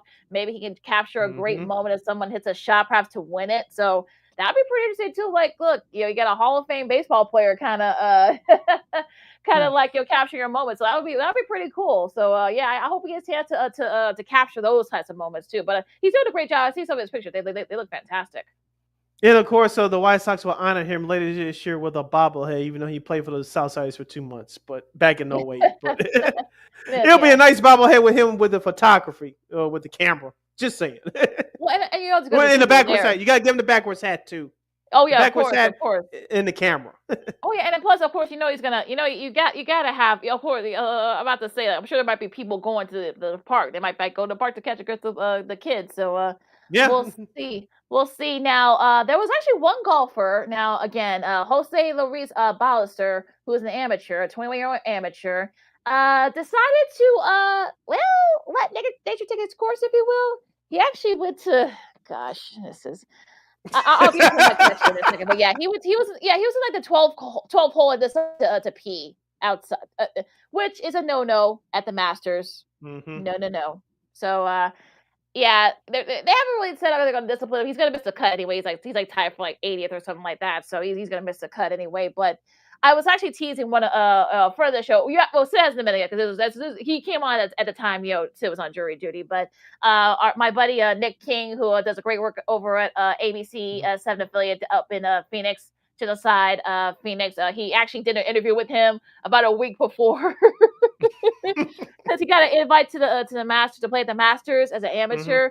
Because he plays golf at Arizona, so he's a great golfer there. I think he's like one of the top golfers in college. But yeah, that's good. I texted him this, like he hasn't gotten back to me, but I texted him like, what was he thinking? What was he thinking? What the hell? Because he's a golfer too, so that's a no. He knows that's a no, right? He knows that. I was just fertilizing the green. Yeah, he's just watering the greens because So I don't know what was he thinking there, but yeah, I'm sure the patrons there were not very happy with him. All right, LaKeena, we're running out of time. We gotta shut off the lights and open up the drapes and give our thank you. So please take us home. Gosh, oh gosh, I'm still like oh god, that was just. It's too bad. That would have been more memorable if Griffey Jr. had captured that moment. That would have been had he captured that. You know that how much that picture would have gone for? Oh, a lot. Sure. at least $100,000. Heck yeah, especially if you at least that's a starting point. Yeah, but so at least it was taken by Ken Griffey Jr. Duh. Of course, at least 6 figures. At least 100,000. Oh, and on that note, you can follow me at LaKeena McGee on the Twitter, X, and the IG. You can follow your Shirley Sidney Brown on the Twitter, X, and the IG at SidKid80. Once again, it's SidKid80, SIDKID80, SIDKID80. Excuse me. Be sure to download that Sports Zone Chicago app wherever you get your apps. Please follow Sports Zone Chicago on all social media platforms, on Facebook, X, Instagram, and YouTube. Please subscribe to our podcast. We're located at Warp Media Podcast. That's WARR Media, PODCASTS. We are on all podcast platforms, including the iHeartRadio app. And while you're at it, please give Warp Media a follow at WARR Media on all social media platforms. And thank you very much in advance for your support. Like, share, subscribe, and tell your friends. Be sure to catch Second City Sports live in the living color every Monday, every Friday from 12:15 to 2:15 p.m. Central Standard Time right here on Sports Zone Chicago. One more again, as the kids would say. Be sure to catch Second City Sports live in the living color every Monday, every Friday from 12:15 to 2:15 p.m. Central Standard Time right here on Sports Zone Chicago. And of course, you can catch the replays of our show, Sean and Maya, the Smoke Fellas, and of course, all the other great content from Sports Zone Chicago. Of course, you can catch, like I say, you can catch the replays of all of our great content anytime, anywhere on the Sports Zone Chicago's Facebook and YouTube pages. And we will provide. Should be a great weekend going to the Masters. I just saw Bryson DeChambeau birdie 17, so he's now within one shot of Justin Rose. But enjoy the Masters, everybody. The baseball, the last couple of days of the NBA season, NHL as well. They're going into their final couple of games as well. So enjoy the great weather too. I know it's going to get a little bit better in some parts of the country. So for Sid, I'm LaKeena from Second City Sports on Sports Zone Chicago, and we'll see you guys Monday. Holla!